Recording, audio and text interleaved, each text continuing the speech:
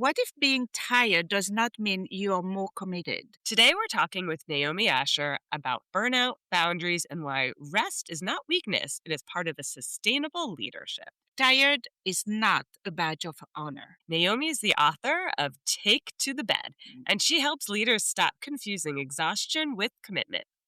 Rest can be a strategy. By the end of this episode, we'll ask, how do we recharge before we hit the wall? At the end of the day, you do not have to earn rest. Hi, I'm Claude.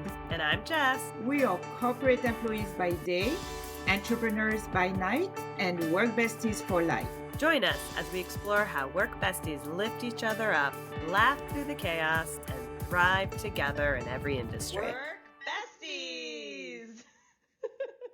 Naomi, we are so happy to have you. Welcome. Thanks so much. I'm excited to be with you guys. Awesome. We saw you're a leadership speaker, a coach, nonprofit strategist, and the author of Take to the Bed. So how did you get started into this? It's funny. And after I finished my master's degree, I told my husband to never let me go back to school. And in 2019, I didn't tell him, and I applied to start my PhD. And so I started in January of 2020, which actually kind of got me through the pandemic, honestly, because I have a problem with wanting to be busy. And I feel like if I'm not busy, then I'm not achieving anything, which I think a lot of us kind of struggle with. And so it helped me really stay grounded, I think, during that time where evening events and things that I had been shoving into my life forever, those were gone. And so I was really digging into schoolwork. And as I started looking at what I wanted my dissertation to focus on, I thought, why are so many people in this kind of role so burned out? I don't feel burned out. I'm not burned out at all. And I was really interested. Why am I not when my friends are? Funnily enough, so it took me until this year to finish and graduate. But Congratulations. Yeah, thank you, congrats. thank you. So I just finished a couple weeks ago. Um, but I hit a wall about 2 years ago.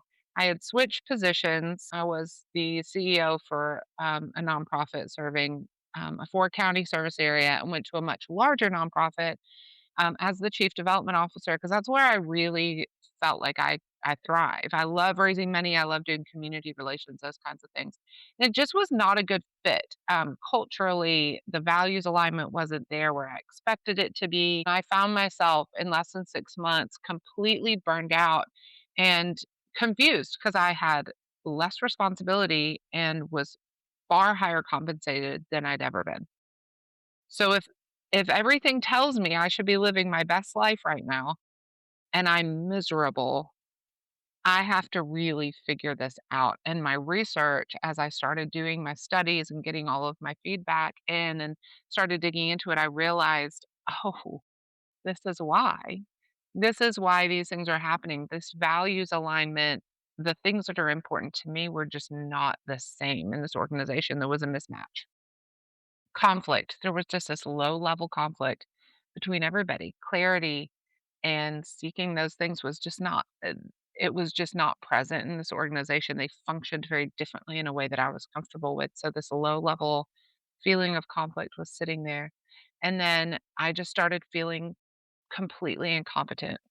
My confidence was completely shot. And time again, as I go through this research, those are the three things that come to the top as creating burnout. It's not workload. That's a symptom. It's not compensation. That's a symptom. It's these three underlying pieces. That's really where I found myself starting to get this clarity and understanding burnout so much more. So the three you say are values alignment, conflict, and what was the third one? Competency or confidence in what you're doing. So Naomi, you figured that out because you happen to be doing research on it. From your perspective, what are ways or things people should be thinking of as they're in that moment? Like, So we get in this like the rat race. I call it in my book, I refer to it as the cupcake hustle. And so when I very first started in nonprofit, I have a really good friend who started a bakery and I wanted to support her. Plus, I love cake. Like, cake is hands down my favorite yeah, thing, honestly.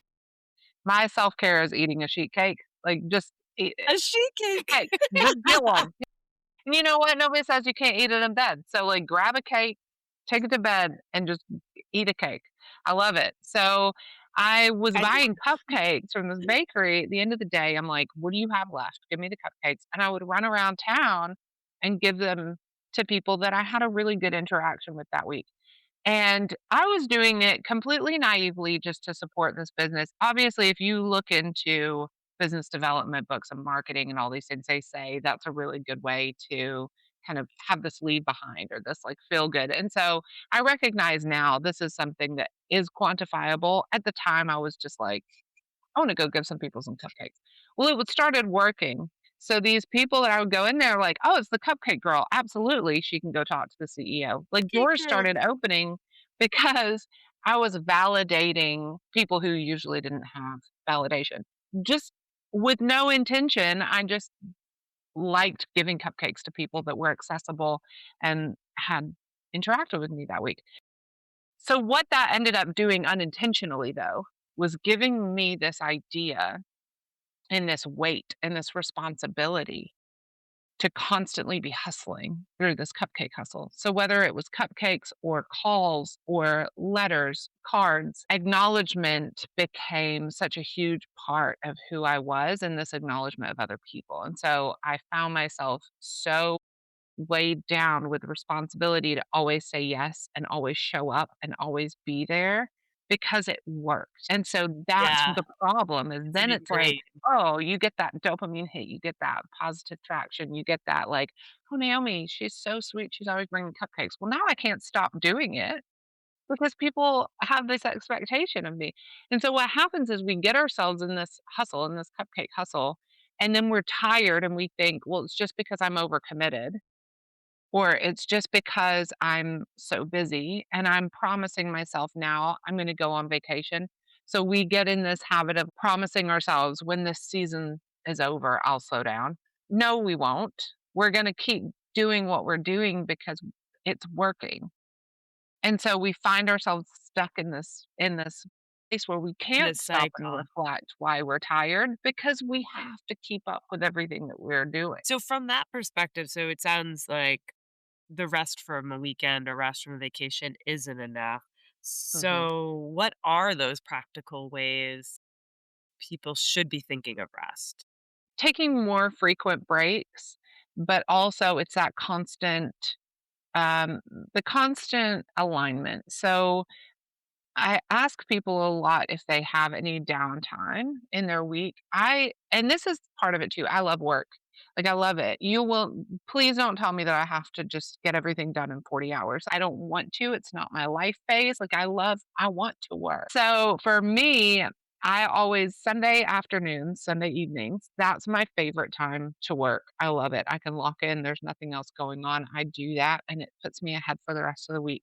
The flip side of that is it means I can slow roll my Monday morning, and I take a chunk of time on Monday morning to really reevaluate everything on my calendar and to think about whether or not does this align with my goals, with who I am, with where I need is this something that I'm good at? So am I doing things because people ask me because they just need a body to do it? Or am I doing this because it's a strength that I can offer that I'm really good at, and they ask me specifically because I'm good at it. So that alignment, I think if we can all find a time, and I give you the Saturday or the Sunday night thing because of 2 things. Number 1, that aligns with my values to be working on a Sunday night. I love it, and it allows me to slow roll into Monday. That's a terrible time to do it for most people. So if you find a time that is not a terrible time to do it, it probably is not Monday morning, it may be Friday, but you take that intentional time to evaluate what am I hustling at?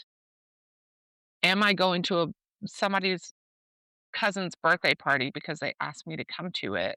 And that has nothing like no, I don't even want to go. Am I overfilling my life because I'm scared to say no? Or am I filling my life with things that are important and that matter and that align with my values? For those that are leaders, and let's say you are staying at a company and you're continuing up the path to gain that next level, what are some things or patterns or ways that leaders start to head into burnout without even realizing it? So when we don't have the light at the end of the tunnel, so it's the idea of hope. So we already know there's so much study to talk about the importance of hope. And when we're feeling like there's no hope because there's no end of the tunnel, there is no next season. There is no, I told my husband once I always have to have a vacation planned because I'm working towards it. Like I've got this Okay. thing that that's going to be good. And so that's one of the things. If we don't have that, if consistently we're having to cancel or change our vacation or work on vacation because things are chaotic, we're not going to look forward to vacation anymore. If we're not looking forward to the weekends because we know, okay, well, probably I'm going to have to deal with this or deal with that. We've got family stuff, which you can't control that either if you've got kids and I've got parents that all need help. So now my weekend is full of those kinds of things. So Yeah. we begin to lose hope. And then what happens is it's not just once or twice a week feeling tired. It's every day we're waking up exhausted. We're losing motivation. We're losing our temper more easily. We're making bad decisions. All of these are signs of burnout and symptoms of burnout. And we've got to stop the cycle. So when we start noticing this, and it honestly, it takes sometimes. My friends said to me, "You never want to hang out with us anymore." And I hadn't even recognized it. And I was like, "You're right. Yeah. You're absolutely right. I'm just deep level exhausted."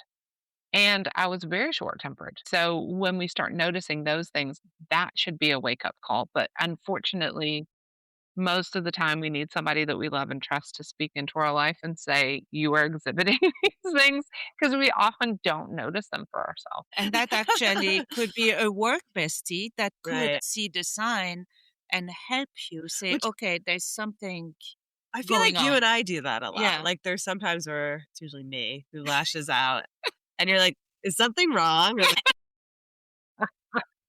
right? Why would You we okay? even say that? She's like, Obviously, sure. I'm I'm fine. not gonna log into this Or one. if I don't answer, I'm like, okay. My thing is, I went through a phase of saying, "That sounds like a you problem." Ah! Jesus. Not My passive husband's like, aggressive "You at seem a all. little Naomi. tense. Are you okay? You seem a little tense. That sounds like a you problem. You're tense. I'm fine, Tense. You're obviously." tense. That's how I would respond. Are you okay? And I'd be like, are you okay? Yeah, with the U in capital letters. Yes. Oh. Oh my So, god, I Naomi, love you it. bring up a really good point, especially not to stereotype because it does happen at all ages, but it does happen a little bit more to Midlife. midlife individuals where you are now starting to take care of your home life is not just your kids but your parents at times, as well as you have a career. What is the difference between being like responsible for something versus the over functioning? Yeah, Because some of those I things, like, it's love talking hard, about right? this. Yeah, it's really hard. So, and it's not just I hate it when people say, "Oh, burnout. I mean, you should just do yoga and breathing exercises and like have better Thank you. boundaries. Like 5 o'clock is I'm like, 5 o'clock." journal, just journal, Claude, meditate. Drives me drives me nuts. It drives me nuts. And I'm like, if you're one of those people that with boundaries means like I never work on the weekends and 5 o'clock is the end of the day. I'm like, there's a difference between being a jackass and like having boundaries because things happen. Sometimes you have Yeah, to work late. Like it's just yeah, part of yeah, it, right? So yeah, being a good teammate. And on the flip side, it means if it's your husband's family or your partner's family or your own family and you don't like them very much and you're just like, well, boundaries, I don't have to.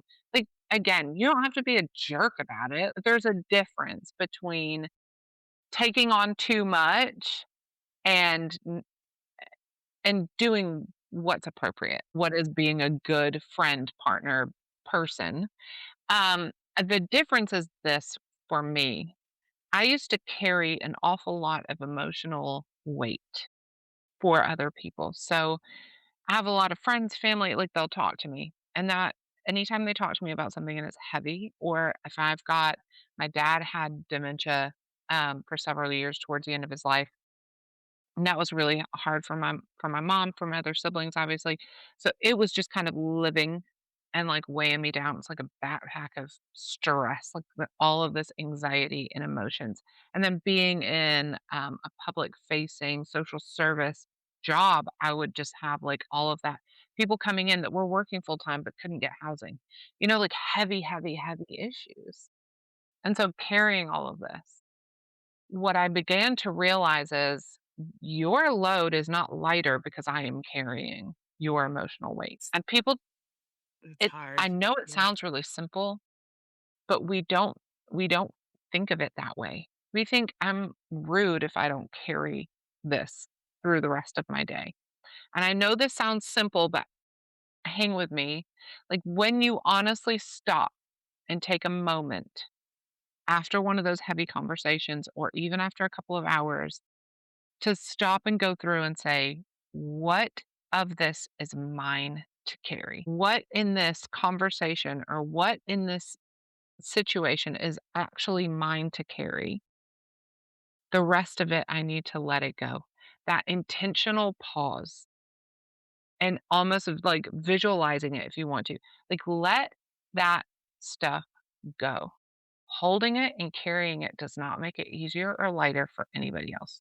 That's powerful, but how do you do that? Like, I think that's It's to your point, it's literally easy just to say. acknowledging it. Like, I'm telling you over and over and over again, I have people say, "Oh, yeah, that sounds real easy, but it's not that easy." I'm like, "Just try it. I need you to just stop. What am I carrying?" And just visualize letting it go. Letting it go. And when it comes back, acknowledge, hey, it's the acknowledgement part because we don't know we're doing it. We don't know we're carrying it. I have an anxiety disorder, and I was talking about this the other day. Like, my husband was the worst because he'd never had anxiety before, and so he'd be like, "What are you anxious about?" I'm like, "What am I anxious Yeah. what am I not anxious about? Like, let's go through the list. Do you wanna talk about, like, the world right now? Like, let's go as specific or as large as you would like. All of it. It's all of it." And I had to start, like, pausing and saying, "There's something living here, and I can't articulate it. I'm not quite sure." Thinking through interactions, thinking through what's going on with people, with the world, with all of this, and saying, okay, it is not making it any easier for anybody else for me to carry this. I don't mean don't care. I don't mean not be empathetic. I mean intentionally releasing that weight, and you will feel it from your body. And again, I recognize, like, to me, it sounds, when I hear myself talk about it, I'm like, oh, I can't stand you. Because it's like, oh, yoga and breathing. It sounds the same, but it is not the same. Like, it's an intentional Yeah, thinking through these things and releasing what is not mine. Like, it's not mine. I can't fix this. It's not mine to right. carry. It's not mine to be angry about. It's not mine to be sad about or to, like, it's not mine. It's not mine. I'm not making it lighter. Yeah. That intentional Like, yeah, it acknowledgement sounds like and you release. you can still care, but you don't Yeah. take on the load. So, like, have the Yeah. limit of empathizing, but not embedding. So that is kind of helping with the burnout, the emotional burnout. But there's also what comes also, I think, is the physical burnout, right? Mhm. So Yeah. what do you do that? Because Yoga. to our point, journaling, Go Jesus, journal and yoga. Bubble bath. because You guys should take a bubble bath. that's what I Nice do. big glass of red wine.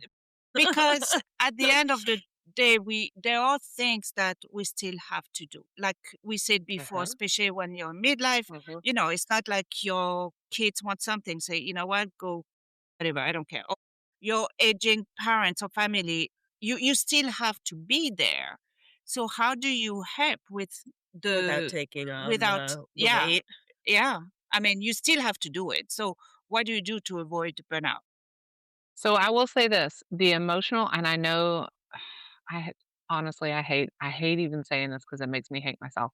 But, like, that emotional weight does manifest itself physically. So I would say number 1, once we start doing that, the physical does begin to feel, like, Better. less.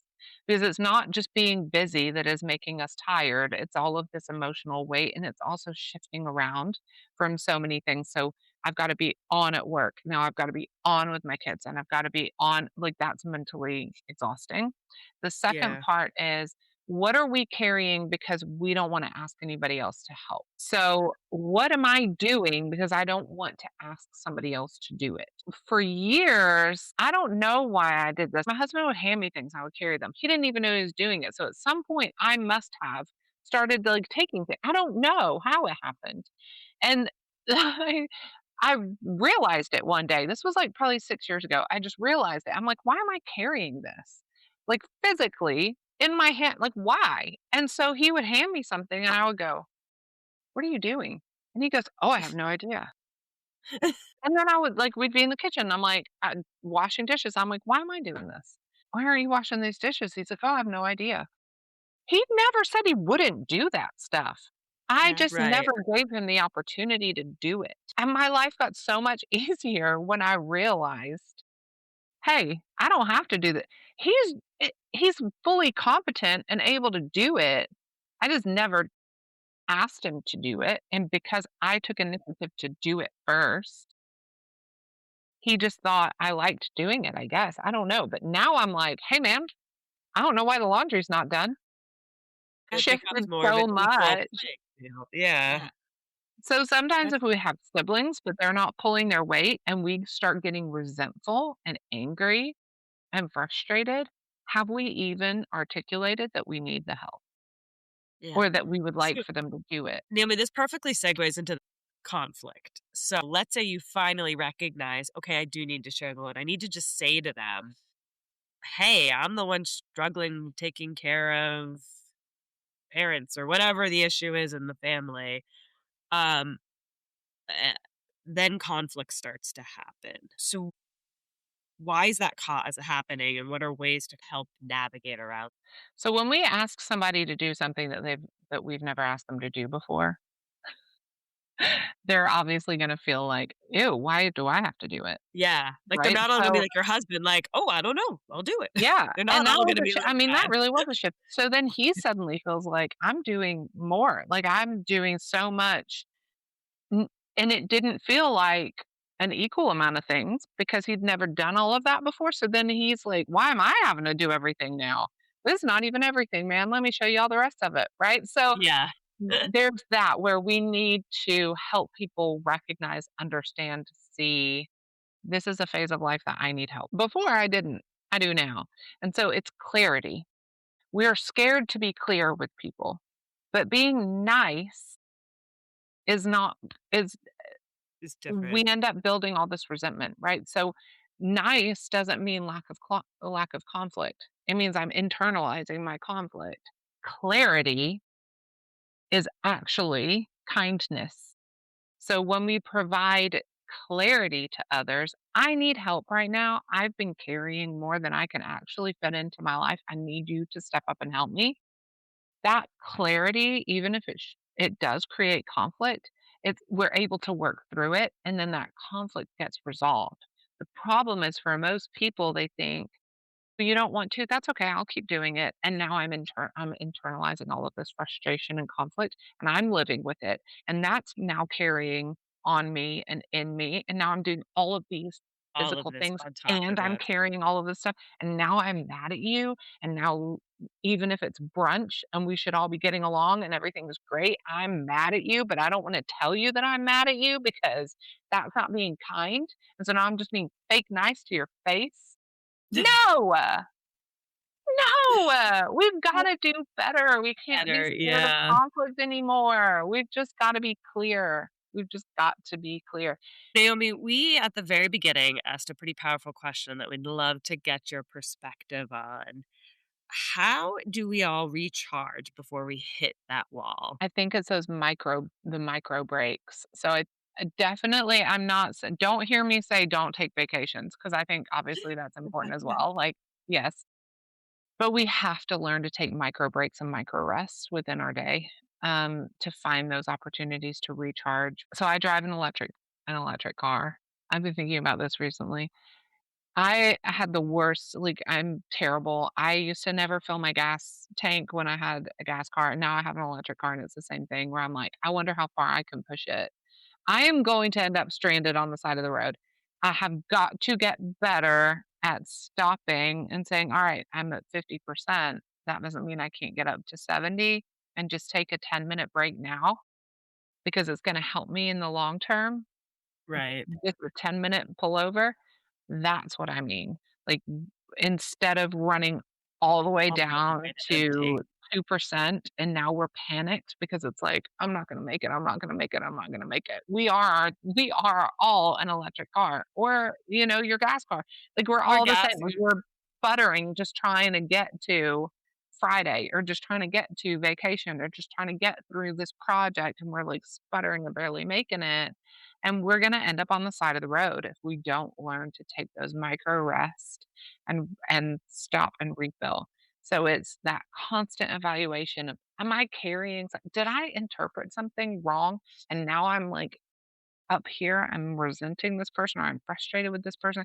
Did I have some kind of interaction? I'm the worst for like reliving something that I said at the grocery store. I'm like, I don't know how they took that. They're probably thinking about it right now.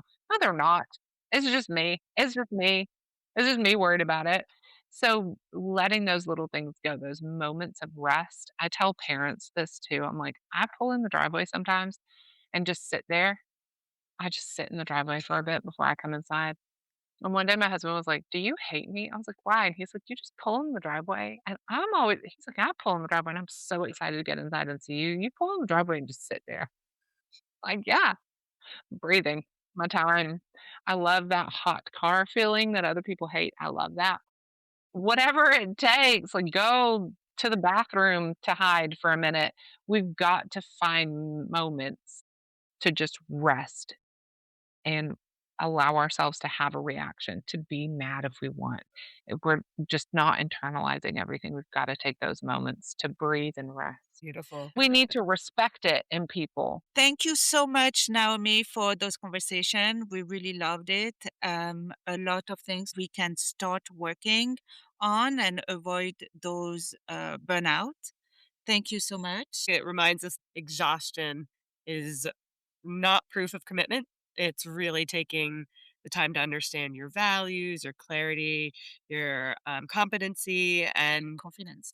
yeah, lead well, live well. Stop thinking about burnout as a positive thing. Move past it. If you guys liked this episode, please subscribe, like, and make comments. Amy, do you want to share how people can get a hold of you? Absolutely, NaomiTheMaven.com. And I am on all the socials, so you can follow me and find me there. Thank you so much. With that, Work Bestie community, we want to say Keep supporting each other. Bye. Remember, whether you're swapping snacks in the break room, rescuing each other from endless meetings, or just sending that perfectly timed meme, having a work bestie is like having your own personal hype squad. So keep lifting each other up, laughing through the chaos, and of course, thriving. Until next time, stay positive, stay productive, and don't forget to keep supporting each other.